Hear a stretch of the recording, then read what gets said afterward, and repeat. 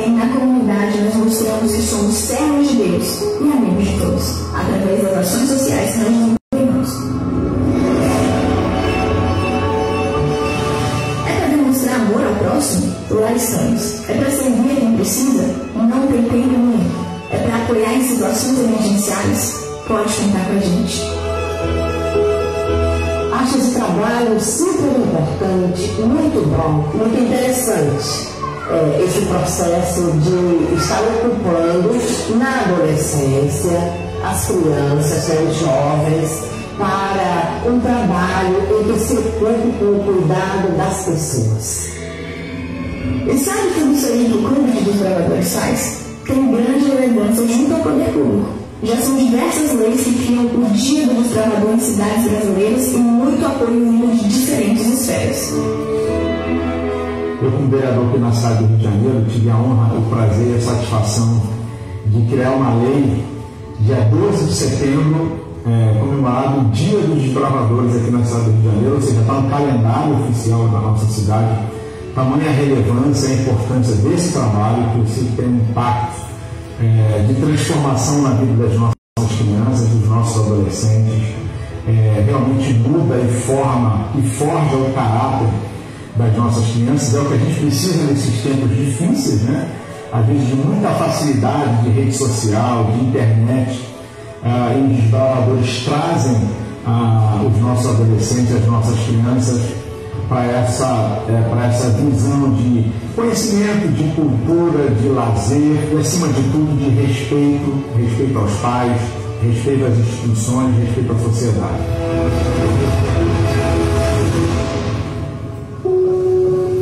O nosso trabalho também chama a atenção de empresários e comerciantes que vêm do clube como agente transformador.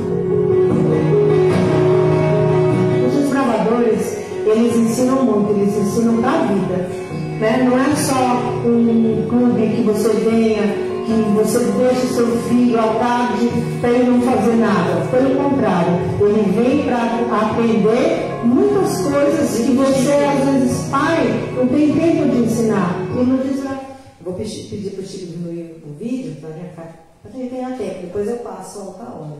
Mas a missão de hoje, que nós entendemos, que não é, a história de hoje não é só para as crianças, é para nós também, né, membros da igreja, que nós tenhamos a responsabilidade de estarmos orientando também outras famílias, pessoas, que existe um clube que ajuda famílias, jovens e crianças a estarem, né, buscando a Deus ainda mais, conhecendo desse Deus, e um mundo onde tem tantas dificuldades, tantas crianças que muitas vezes não sabem nem onde estão, né, indo, né, tem um lugar especial para elas estarem aprendendo do amor de Deus. Eu vou pedir para o André fazer uma oração, uma breve oração, por favor.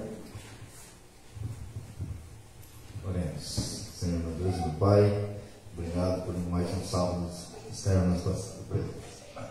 Que o Senhor esteja com o culto, com cada um aqui presente, com todas as crianças também, Senhor. São essas bênçãos que pedimos em nome de Jesus. Amém.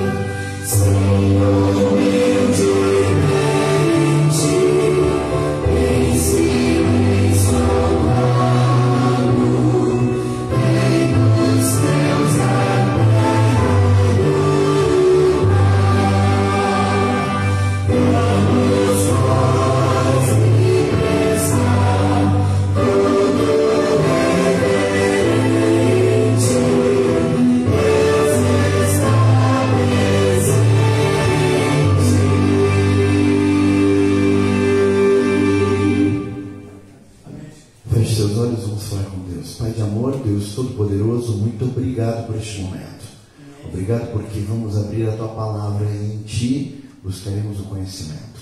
Toque em nossos corações, guia o pregador, que seja apenas um instrumento em tuas mãos e que essa mensagem possa nos ajudar a levar Jesus para as pessoas. Fica conosco, nós clamamos a presença do Espírito Santo. Amém. Bom sábado. É muito bom poder estar aqui, saber que essa igreja ela é maravilhosa. E ela é maravilhosa por causa de você. A igreja só faz diferença por causa de você. A forma como você age, você é parte da igreja. Igreja bonita não é um templo, são pessoas. E quanto mais diversidade, mais bonita fica. Quanto mais diferentes forem as pessoas, melhor é o relacionamento. Porque a gente aprende uma coisa: eu aceito a falha dos outros para que eles aceitem as minhas. E aí as coisas melhoram. No meio acadêmico, muitas pessoas acabam dizendo que Deus não existe. E eles querem provar de várias formas. E se a gente não estiver preparado, eles acabam até convencendo alguns dos nossos. Porque os argumentos são fortes. Muitas pessoas há muito tempo usaram Albert Einstein. Albert Einstein era um dos cientistas mais renomados, um dos que fez muitas coisas pela ciência, mas acabavam utilizando o nome dele dizendo que ele era ateu. E ele então escreve uma carta para um dos seus amigos e diz o seguinte: eu não acredito em Deus como as pessoas acreditam, mas falar que ele não existe, isso eu jamais diria. Às vezes cada um de nós acredita em Deus de um jeito diferente. Mesmo nós na mesma igreja, lendo as mesmas coisas, acreditamos em Deus de uma forma diferente como ele age. E Deus é assim. Há um tempo atrás as pessoas se preocupavam se Deus era homem ou mulher, né? E fica aquela incógnita: não, Deus é homem, não, Deus é mulher, Deus é Deus. E ele se apresenta a nós às vezes como um pai repreendendo, mas às vezes ele se apresenta como uma mãe que toma a gente no colo e cuida da gente, e entende a gente. Deus não precisa de sexo para nos entender. É isso que a gente não entende. A gente, como ser humano, a gente quer criar todas as coisas. E aí alguns cientistas diziam: Deus não existe, Deus não existe. E Albert Einstein, com 8 anos de idade, ele responde ao seu professor. Tem um videozinho que eu queria colocar para você ver aqui na sala de aula como Albert Einstein responde ao seu professor. Nun werde ich euch beweisen, dass Gott, wenn es ihn gibt, böse ist. Hat Gott alles, was existiert, erschaffen? Wenn Gott alles erschaffen hat, dann hat er auch das Böse geschaffen. Das bedeutet, Gott ist böse. Herr Professor, existiert Kälte? Was für eine Frage soll das sein? Natürlich existiert die Kälte. War ich noch nie kalt? Nein, in der Tat, Herr Professor, die Kälte existiert nicht. Nach den Gesetzen der Physik ist das, was wir als kalt empfinden, nur das Fehlen von Wärme. Und existiert Dunkelheit, Herr Professor? Selbstverständlich existiert sie. Nein, sie ist nur das Fehlen von Licht. Wir können das Licht messen, aber die Dunkelheit nicht. Das Böse existiert nicht, genau wie die Kälte und die Dunkelheit. Gott hat das Böse nicht geschaffen. Es ist das Ergebnis dessen, was Gott deshalb noch nicht berührt hat. Que resposta, né? Respondeu ao cientista com ciência. O frio existe, professor? Claro que existe. Não, professor. Lembra que a ciência diz que o frio não existe? Frio só é a ausência de calor. Você não estuda o frio, você estuda o calor. E a escuridão existe, professor? Claro que existe. O professor está errado de novo, porque segundo as ciências, desde a física, a escuridão também não existe. A escuridão é só a ausência da luz. E o pecado foi criado por quem? Por Satanás? Não. O pecado é a ausência de Deus. Todas as vezes que a gente se ausenta de Deus, a gente peca. Bom, quando a gente fala sobre isso, a gente começa então a buscar agora todo o conhecimento que a gente tem para saber se Deus está voltando ou não, né? E muitas pessoas acabam dizendo: pastor, você viu lá que a NASA falou que eles estão já ouvindo som de trombetas? A gente tem que cuidar muito com o que a gente diz. Por quê? Porque a NASA não falou isso. Eu sou assim: parece som de trombeta. Parecer não quer dizer que é. É simples. Eu pareço com o Vin Diesel, né? Já viu aquele cara dos Velozes e Furiosos? Mas não é. Parecer uma coisa de longe. Mas o que realmente é? É só uma brincadeira, eu sei que eu não pareço. Mas as crianças gostam de brincar com isso. E aí, o que chama atenção é isso. Será que parecer realmente é? Não, calma. Cientificamente, a gente tem que saber trabalhar com isso. O maior problema é quando as pessoas olham para nós e acham que a gente é ufanista. O que é ufanista? Tudo é a nosso favor. Então não tem uma consequência. Deus existe e pronto, você tem que aceitar. Não é assim. A gente tem que convencer as pessoas com sabedoria e de acordo com o que elas conhecem. Paulo fez isso e fez de um jeito bem claro. Quando ele viu lá que eles adoravam um Deus desconhecido, ele falou: também adoro esse Deus desconhecido. Só que esse Deus desconhecido, para vocês, eu conheço muita coisa sobre eles. Por exemplo, ele começa a falar o que ele conhece. Bom, quando a gente olha para a constelação de Órion, segundo Ellen White, Jesus vai vir pela constelação de Órion. Quando você olha para o espaço, no espaço a gente não consegue nem ilustrar o que é que tem lá no céu, né? Porque as estrelas elas são tão complexas que as lentes das câmeras não conseguem pegar totalmente o brilho. Você já tentou tirar foto da Lua, né? Você viu que quando você está olhando é maravilhoso, quando você tira foto fica uma coisa horrível. Aí você pode mexer no celular, mexe na câmera, faz tudo. Mas do que você vê e do que a câmera registra, não tem nada a ver. Isso acontece com o satélite Hubble, que é o satélite mais poderoso que a gente tem no universo. As fotos que eles tentam tirar da constelação de Órion não sai nada. Sai horrível. E quando você olha a constelação de Órion, elas têm muitas luzes maravilhosas. Hoje, a gente vai falar da constelação de Órion, que tem a ver com os desbravadores. Eu sou desbravador desde pequeno. Eu nasci desbravador, meu pai era diretor de clube, minha mãe também. Eu sou líder Master avançado, eu fiz o meu Master avançado lá no Chile, montando um clube desbravador dentro do presídio. Esse era o meu projeto. E graças a Deus deu tudo certo. E hoje eu não atuo tanto nos desbravadores, porque a atividade minha é tão grande como pastor que a gente acaba afastando um pouco. Nesse último Campuri eu não fui, mas no Grito da Vitória eu era departamental dos desbravadores. E aí lá eu desci na tirolesa de ponta cabeça, trouxe a bandeira para o líder Master ser avançado. Tudo isso fascina as pessoas. Mas o que mais me fascina está aqui. A história, ela sempre, a verdadeira, ela é contada de forma diferente. Bom, a constelação de Órion, segundo a mitologia grega e a mitologia romana, diz que era um grande caçador. E esse grande caçador, na mitologia egípcia também, e essa parte é da egípcia, Osíris se apaixona por Órion. Osíris era uma ótima caçadora e Órion também. Mas Osíris tinha um irmão. E aí Osíris está apaixonada e o irmão não quer que ela case com ele. E um dia eles estão caçando e eles vêm de longe, lá um pontinho escuro. E o irmão de Osíris diz assim para ela: duvido que você pegue uma flecha e acerte aquele ponto. Ela era uma ótima caçadora, pegou a flecha, fez os cálculos, lançou a flecha e derrubou aquele ponto. E o irmão já sabia o que era. Ele falou: vamos lá ver. Quando chegou para ver, ela vê o seu amado no chão e ela fica muito triste. E ela pede a Zeus que coloque Órion na constelação. Então, Órion é colocado na constelação, representando uma nação, um povo que acaba sendo morto por quem próprio o amava. Você não vê alguma coisa parecida aí com a história de Jesus? Quem matou Jesus? O seu próprio povo, que não amava. As histórias que são contadas na mitologia, elas são contadas de uma forma diferente, porque é um povo diferente, mas se você prestar atenção na linha, você começa a ver que é a mesma história que a gente conhece.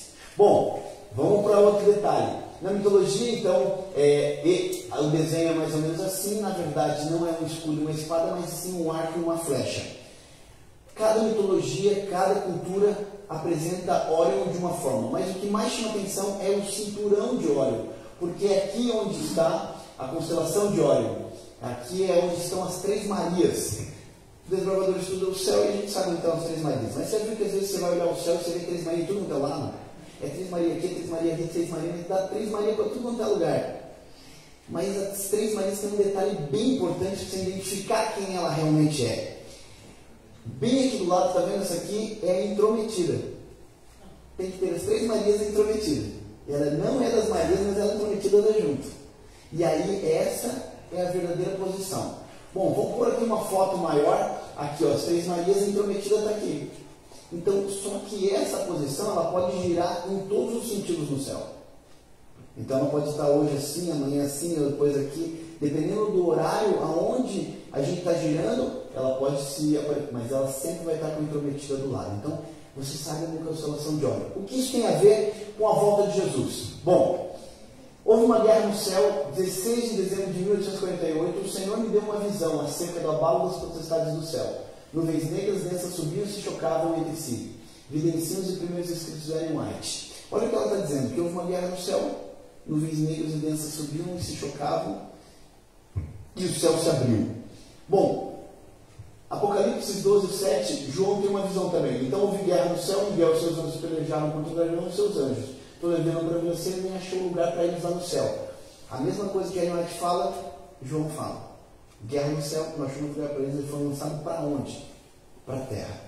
Essas nuvens negras subiam e desciam do céu para a terra. Acontecimento em Órion. A atmosfera se abriu, a Ellen White ainda está falando aqui. Abriu, recuou e podemos então olhar através do espaço aberto em Órion. Olha o que ela está dizendo, tem um espaço aberto em Órion. Peraí, será que tem mesmo? A ciência prova isso? Ou será que a Ellen White teve uma visão que não era verdadeira? E olha o que ela diz, a santa cidade descerá por aquele espaço aberto. Vias potestades da terra estão sendo abaladas agora e os acontecimentos ocorrem em ordem.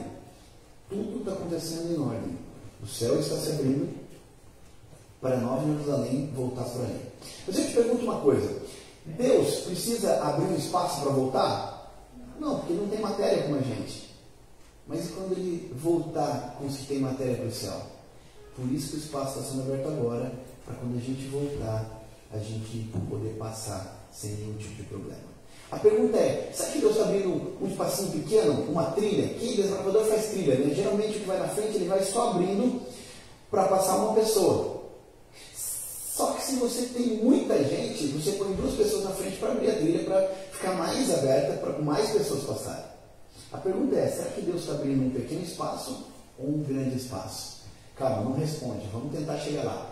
João diz a mesma coisa, vi o céu aberto, eis um cavalo branco. Agora ele consegue ver a ação de Deus, mas o céu se abriu também. João fala, Ellen White fala. Bom, esse professor Júlio, membro da Associação Brasileira de Astronomia, testemunhou o seguinte sobre a nebulosa de Órion e os escritos de Ellen White. Ele falou o seguinte, essa mulher é louca, ela não sabe nada sobre ciência, ela nunca leu um livro, ela nem fez pesquisa, nem entrou na faculdade, essa mulher é louca. Eu vou provar que ela é louca e eu vou pegar os estudos dela e vou mostrar para vocês. Bom, no Observatório de Monte Palomar, na Califórnia, nos Estados Unidos, na época era um dos observatórios mais sofisticados. Ele olhou para Órion e disse assim, ó, Órion parecia ter um túnel. Assim, ó, parece ter um túnel. Quer dizer que o espaço existe, está aberto. Bom, uma escritora americana, Ellen White, que nada sabia sobre astronomia, que provavelmente nunca ouviu falar de nebulosa de Órion, em um dos seus livros traduzidos para o português com o título de Vida e Ensinos, depois de comentar a luminosidade, escreveu. O sonho dela, ele usa o sonho dela, isto dito tão simplesmente porque nunca olhou num livro de astronomia, nem sonhava com buracos em parte alguma no céu, só pode ser acreditado a dois fatores, ou é histerismo, ou é inspiração. Ou essa mulher é louca, ou ela foi inspirada. E eu vou provar que ela é louca. Essa é a intenção dele. Bom, ele começou a pesquisar e ele já chegou a uma resposta. Juntou todos os cientistas da Sociedade Brasileira e disse o seguinte para eles. Para dizer que essa mulher é histérica ou para ser histerismo, parece científico demais a afirmação de que toda uma cidade de Nova Jerusalém tem livre passagem pelo túnel de Órion. Olha o que ele falou. Se a gente vai falar que ela é louca, está cientista demais, nós somos todos loucos. Porque ela está dizendo, um lugar, o que vai acontecer, todos os métodos científicos ela está usando. Mas, ele diz mais coisa, a escritora não sabia do túnel, nem que ele é tão largo a ponto de comportar 90 sistemas solares. Será que Deus quer levar um pouquinho de gente para o céu ou ele quer levar muita gente? 90 sistemas solares. Ele não está pensando pequeno. 90 sistemas solares Terá sido revelado a essa escritora uma verdade que os astrônomos não puderam descobrir? Está nesse livro dele aqui, ó, Maravilhas da Ciência, página 281. Ele está dizendo, será que Deus mostrou uma visão para essa mulher e nós nem descobrimos ainda e ela está nos ajudando a chegar a essa conclusão? Essa pergunta ele começa a responder dessa forma. Os céus proclamam a glória de Deus e o firmamento anuncia a obra das suas mãos. Um dia faz declaração outro dia, uma noite mostra sabedoria outra noite. Está em Salmos. Segundo alguns cientistas, nas estrelas, se você olhar as estrelas, a história da criação até o final, o retorno de Cristo, pode ser lida pelas estrelas. Você não precisa da Bíblia, porque nas estrelas já está contada. Você viu que toda a mitologia grega, egípcia, a história está nas estrelas? Os nomes estão nas estrelas? Sabe por quê? Por causa disso aqui, ó. Um dia revela sabedoria à noite, a noite mostra sabedoria outra noite. A Bíblia, a palavra sapar, que é proclamar, é traduzida por contar, relatar, colocar número num quadro. O que quer dizer? As estrelas foram colocadas para contar uma história. Deus não pegou as estrelas e falou assim, ó, vai, fica onde vocês quiserem. Ele pegou cada uma, colocou em cada lugar para fazer um desenho para que fosse interpretado como uma história. E vou te mostrar como isso é feito. Vamos lá. A glória de Deus está contada no céu em capítulos ordenados. Isso é citação de Ellen White. Os babilônicos são considerados os pais da astronomia, contudo, antigas tradições persa e árabe dizem que Adão, Sete e Enoque foram os primeiros astrônomos que deram nomes às constelações. Isso aqui não é livro de Ellen White, isso aqui é livro de ciência. The Winner the Stars, página 10. O que os cientistas estão dizendo? Eles estão dizendo o seguinte, que quando eles pesquisaram as antigas tradições persas e da Arábia, dizem que Adão, Sete e Enoque. Quem era Adão, Sete e Enoque? Vocês lembram? Adão, filho dele, Sete e Enoque. Eles eram os inventores da astronomia e deram os nomes às constelações. Quem deu nome aos animais? Não foi Adão? Quem deu nome às constelações? Adão. E por que será que Deus queria tanto que Adão fizesse isso? Para que, dando ao nome, desse significado à história que cada uma daquelas estrelas tem para contar. E olha que interessante. Flávio José, que é um historiador, Adão, Sete e Enoque são os inventores desse conhecimento, especializado em estrelas e em suas ordens. E para que a sua visão não fosse perdida para os seus descendentes, fizeram 2 pilares de pedra e de tijolos, que em seu tempo ainda podiam ser vistos. Flávio José está dizendo que lá no primeiro século depois de Cristo, ele ainda viu os pilares ali montados com os desenhos das estrelas, contando a história do céu. Você já pensou que cada cultura veio trazendo informação para outra para que chegasse hoje nos nossos dias e que a gente acaba esquecendo disso? Bom, veja a constelação de Órion. Na mitologia, Osíris, e embaixo a constelação da serpente, que significa ser caído ou confundido. Órion está pisando na cabeça da serpente. Você vê alguma coisa aparecendo na Bíblia? Não é a descendência de Deus que vai pisar na cabeça da serpente? Você vê agora que a mesma história que é da cultura, que é uma mitologia, está falando a mesma coisa de Gênesis 3,15? Nada se cria, tudo se copia. Lei da ciência, lei da física. Olha que interessante. Osíris, filho de Nut, senhor do céu, e Gebes, senhor da terra, foi morto por seu irmão Sete, senhor da escuridão, que o matou por inveja. Não fala para mim que tem alguma história assim na Bíblia. Tem um irmão que matou o outro na Bíblia por inveja? Um cuidava da terra, outro cuidava dos animais? Não. Tá bom, vamos mais. Outras culturas antigas, na Mesopotâmia, na época de Abraão, essa constelação é conhecida como Ano, ou Ano, pastor divino, uma variação de Uruana, luz do céu, local de comunicação divina. O que é Ellen White dito no começo? Que o céu se abriu e podia ver e falar com Deus. O que disse João? O céu se abriu e se vê o cavalo branco. E agora, os pesquisadores estão dizendo, esse lugar, que é a constelação de Órion, é lugar de comunicação divina. Você começou a ver agora que Deus deixou muito claro, muita coisa para a gente, e que se a gente não tem conhecimento, as pessoas nos enganam?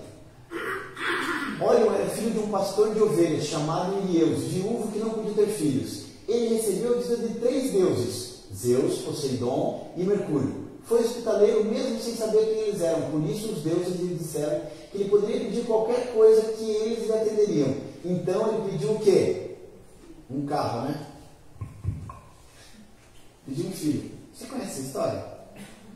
Essa história está em Gênesis 18:2. É a história de quem? De Abraão, que recebe, né? E ele recebe quem? 3 anjos. Você vê que não muda. E aqui diz 3 deuses. Quando você olha para a Bíblia e a Ellen White complementa, ela diz que esses 3 eram Deus Pai, Deus Filho e Espírito Santo. São os 3 anjos que visitaram Abraão. Já pensou que oportunidade? Agora, como a história é contada, já viu que algumas pessoas se levantam e dizem assim, ó, nas igrejas: não, Deus Pai, Deus Filho, tudo bem, mas o Espírito Santo é apenas uma força. É apenas uma força. Isso aí, ele é usado para salvar. Não. Se as pessoas falam que a mitologia foi escrita por Satanás, nesse caso aqui, Satanás não teve coragem de dizer que eram 2 deuses e uma força. Ele disse 3 deuses e deu os nomes. Poseidon é o Espírito Santo, porque ele possui e ele age pelas águas. A gente é batizado em quê? Águas. Toda vez que Poseidon agia, as águas se moviam. Toda vez que o Espírito Santo age, as águas se movem. Você é batizado por água. Você, quando olha para Gênesis, o Espírito de Deus pairava sobre o quê? As águas. Você começa a ver agora que é muito parecido, que talvez a mitologia que eles conheçam é a mesma história que nós conhecemos e que a gente só precisa traduzir para eles o quem é quem. Poseidon é o Espírito Santo, Mercúrio, ou aqui também pode ser Hermes, é quem? É Jesus, porque ele não tem forma. Ele toma forma nossa humana para se revelar a nós. Ele é a revelação de Deus. Ele é conhecido como Deus dos ladrões, como Deus dos pecadores. Mercúrio e Hermes é a mesma coisa, é o Deus dos ladrões. Ele é quem faz a interseção entre os homens e os deuses. Quem faz a interseção entre homens e Deus? Jesus. Não é Deus isso também? Porque não é Deus Pai, Deus Filho e Espírito Santo? Eu aprendi isso com um amigo meu que eu sou paleontólogo e ele também, e ele um dia falou assim: que os deuses te abençoem. Eu falei para ele: que os deuses te abençoem. Tinha um adventista lá que falou: pastor, você está louco? Eu falei: por quê? Você falou que os deuses abençoem. Ele: qual Deus você está dizendo? Eu falei: o mesmo que você acredita. Como assim? Não existe um Deus só. Existe um Deus só, mas são 3, não são? Então está errado dizer que os deuses te abençoem? Que Deus Pai, Deus Filho e Espírito Santo te abençoem? Não está. É isso que às vezes a gente se confunde. A gente procura o erro, mas não vê o acerto. É muito mais fácil achar o erro, mas o acerto. Quando a gente começa a encontrar isso aqui, a gente começa a ver a certeza. Betelgeuse, não há um consenso sobre esse nome. É um nome popular. Mas essa é a maior da constelação de Órion. Só essa estrela é 400 vezes maior que o Sol do nosso sistema solar. 1.400 anos-luz da Terra, 1 ano-luz é essa quilometragem aqui. Será que o Betelgeuse é pequeno? Só uma das estrelinhas da constelação de Órion. Que tamanho de constelação é essa? E nós ainda achamos que somos importantes. Sabe por que a gente é importante? Para Deus. Porque no meio de todo esse universo, Ele vê nós como gigantes. Mas algumas pessoas olham nós apenas como um pontinho. Sonho de Jacó. E deitou-se naquele lugar e sonhou, e eis que uma escada posta na terra cujo topo tocava os céus. E eis que os anjos de Deus subiam e desciam por ela. Acordando, pois, Jacó do seu sonho, temeu e disse: quão terrível este lugar! Este não é outro lugar senão a casa de Deus, Bet-El, ou esta é a porta dos céus. Aonde estava Jacó? Olhando diretamente pela constelação de Órion. Ele estava vendo a escada posta entre terra e céu, que era mais ou menos isso aqui, aonde os anjos subiam e desciam, porque a comunicação. O que anjo é? Portador do quê? Boas novas. Mensageiro, né? Anjo, a tradução é mensageiro. Se eles subiam e desciam, eles estavam fazendo o quê? Levando mensagem e trazendo mensagem para nós. Agora, aqui, essa imagem ela foi montada. Eu coloquei que esses 2 anjos aqui, que você tem que usar a imaginação, que são os anjos caídos pensando. Os anjos de Deus podem subir e descer e nós não. Porque um dia nós resolvemos ser contra Deus. Que pena que a gente vê a porta aberta, mas a gente não pode mais entrar. Porque a morte de Cristo selou isso, porque a gente não aceitou Ele como nosso Salvador. Bom, tradução. Betânia ou Betânia, casa de tâmaras, Belém, Betel, casa de pão, Betel, casa de Deus, e Betesel, porta da casa de Deus. Agora Nasa, depois se você quiser pesquisar, você pode entrar nesse site aqui, e diz assim, ó, constelação de óleo. O mais intrigante é que ela parece ser constituída de nuvens de poeira iluminada não pela luz estelar, mas pela luz da própria nebulosa de óleo. Isso quer dizer o quê? Que a luz está vindo de trás da constelação de óleo. Sabe quando você vai dormir e criança tem medo de escuro e você deixa metade da sua porta aberta para a luz passar e fala assim, ó, fique tranquilo, qualquer coisa, papai e mamãe corre aí? O que eu gosto de olhar é como se Deus estivesse dizendo, eu já abri a porta para ir buscar vocês.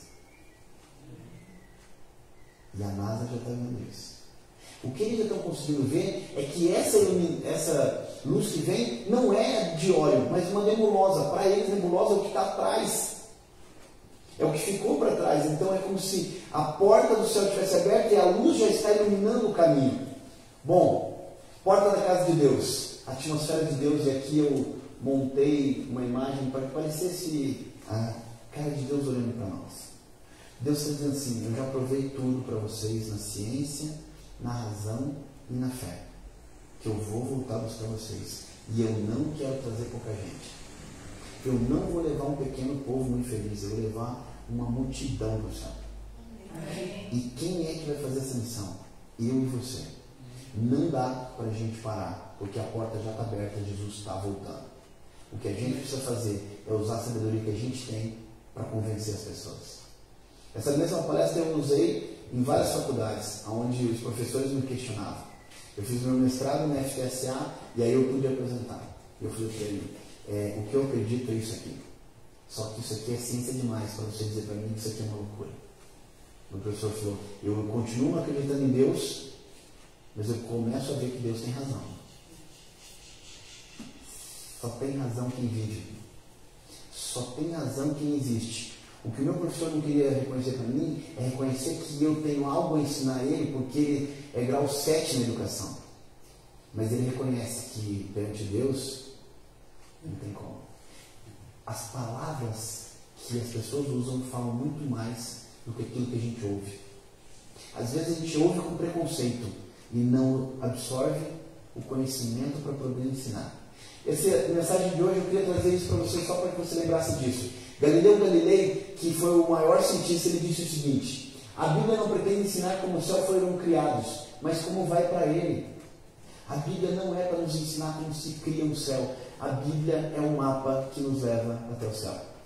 E em nome de Jesus, eu quero te pedir que você leve as pessoas para o céu. Você agora tem conteúdo acadêmico para provar para qualquer um que Deus existe, que Ellen White não é uma louca, que o que ela escreveu faz sentido. O professor Júlio, depois de fazer toda essa pesquisa, ele se tornou adventista. Hoje ele é membro da igreja adventista e ele falou assim: em um período eu me via como um louco, que queria provar que os outros são loucos e não via a minha loucura. Hoje eu vejo que ser cristão faz sentido e tem razão. A gente não pode deixar que as pessoas fiquem em dúvida. A nossa missão é mostrar Jesus para elas. Você quer ir para Jerusalém?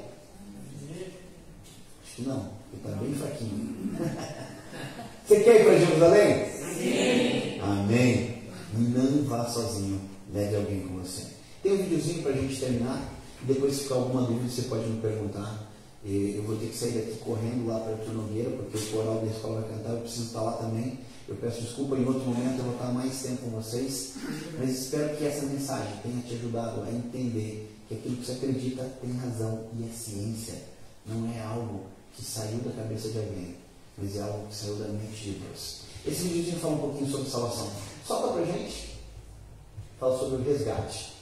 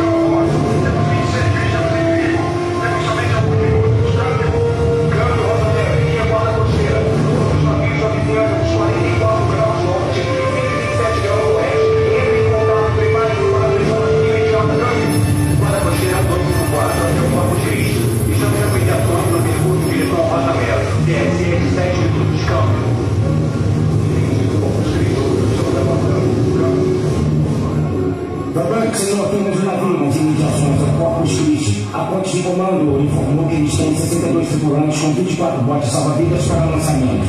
Ótimo. Dê as coordenadas e as especificações do manifesto do Rosa Neve imediatamente. Quero um relatório sobre a situação do Corpus Christi em 5 minutos. Sim, senhor.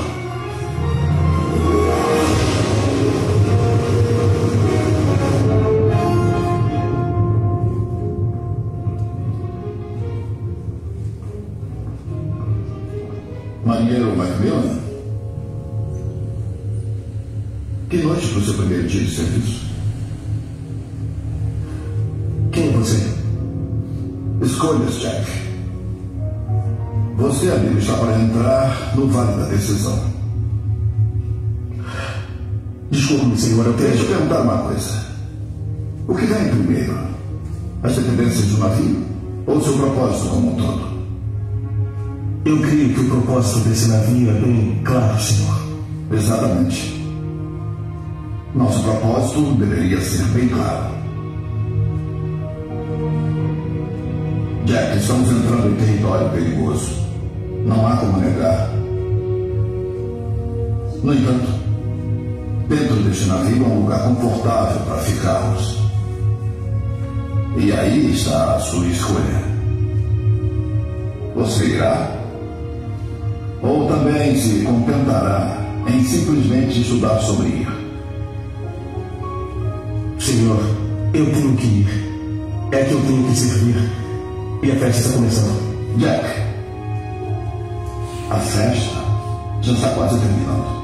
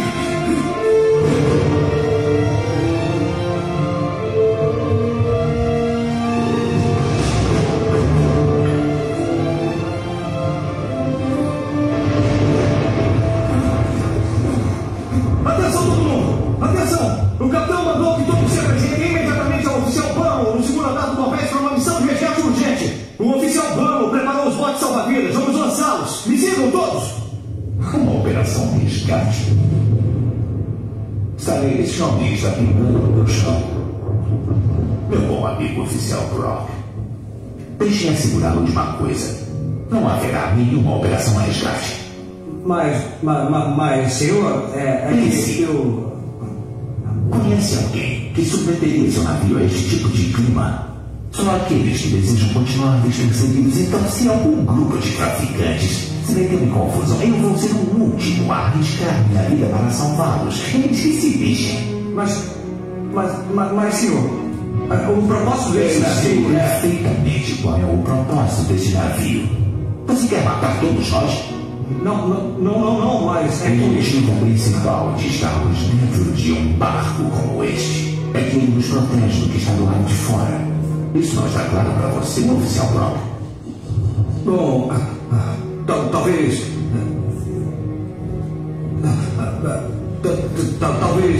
não esteja, senhor. Desculpe, senhor.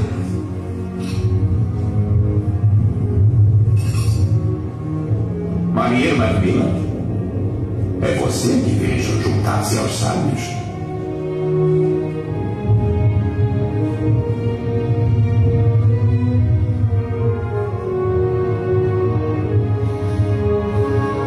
Aí vai alguém corajoso de verdade.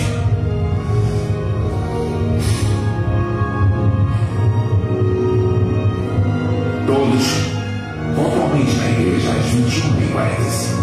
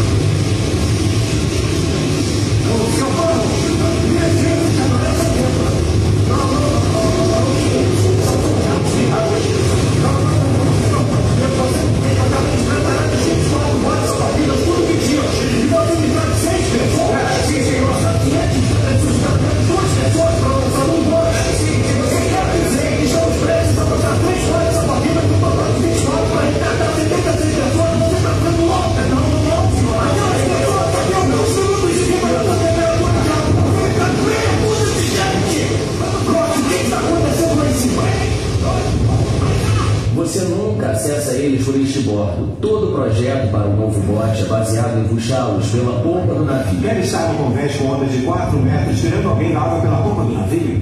Nem pode alcançá-los. Eu revisei isso com o Bumble por 3 semanas. Acho que é melhor você fazer o seu dever de casa. Pelo menos já esteve no novo salva-vidas.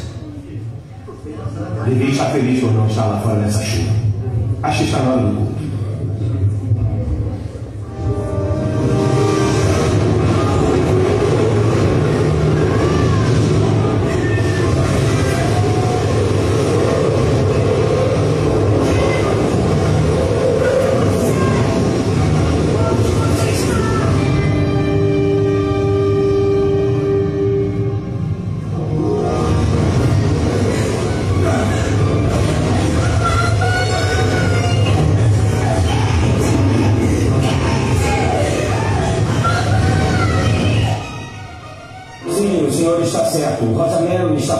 Vindo de Vancouver e entregou um manifesto com uma tripulação de 12 pessoas e 64 passageiros. Pode, por favor, me informar o status da operação? 3 botes salva-vidas submanchados. Estão operacionais, Senhor, aqui fala o capitão da guarda costeira James Meyer.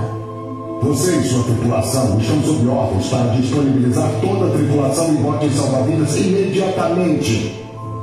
Você entende a situação em que se encontra? São a única esperança.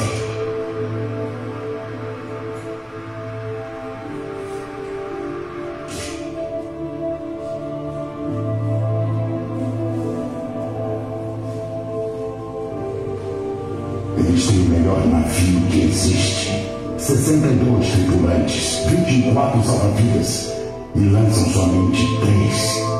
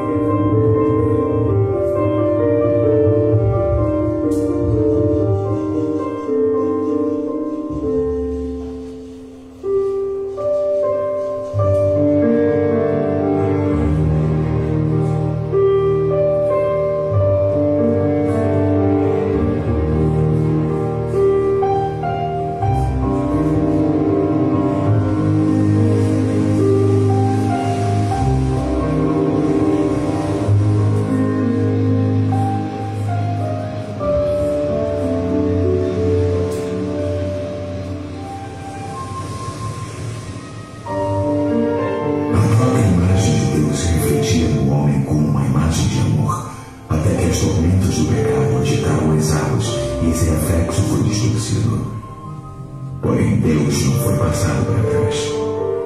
Ele investiu tudo o que tinha, por todos quantos já viveram. Através das eras, homens e mulheres, investidos de paixão, viveram e morreram por pregar a palavra de Cristo e sua salvação a todas as tribos e nações. O amor de Deus na alma do homem é 100 vezes mais puro e nobre do que qualquer outro motivo que já o tenha impulsionado. Conhecer o amor de todos os amores é o segredo de todos os segredos. Meu amigo, eu estou aqui para dizer que a Igreja de Jesus Cristo não é um barco de prazeres, mas sim um bote salva-vidas para a salvação de almas. E precisamos de toda a ajuda a bordo. O barco é a igreja, que é o Corpus Christi, que é o corpo de Cristo. É muito fácil a gente ficar dentro do barco olhando as pessoas se afogando. É muito fácil a gente dar desculpas e querer ficar seguro. Mas a gente precisa baixar o bote salva-vidas. E a gente precisa ir até as pessoas. E geralmente quando vai são poucos. Tem 62 tripulantes, mas baixam só 6, meia dúzia. Tem 24 botes salva-vidas, mas só baixam 3. Esse chamado hoje para você e para mim é: vamos descer para o salva-vidas. Não importa o que os outros vão fazer. É muito cômodo ficar na igreja enquanto tem gente se afogando no mar. Enquanto tem gente perdida sem conhecimento e a gente continua fazendo só o que é para nós. Por isso a Bíblia diz: quem tentar salvar a sua vida vai perder. Mas quem perder salvando dos outros, eu, Deus, vou devolver. Você quer que Deus devolva a sua vida? Eu gostaria que Deus fizesse isso por nós.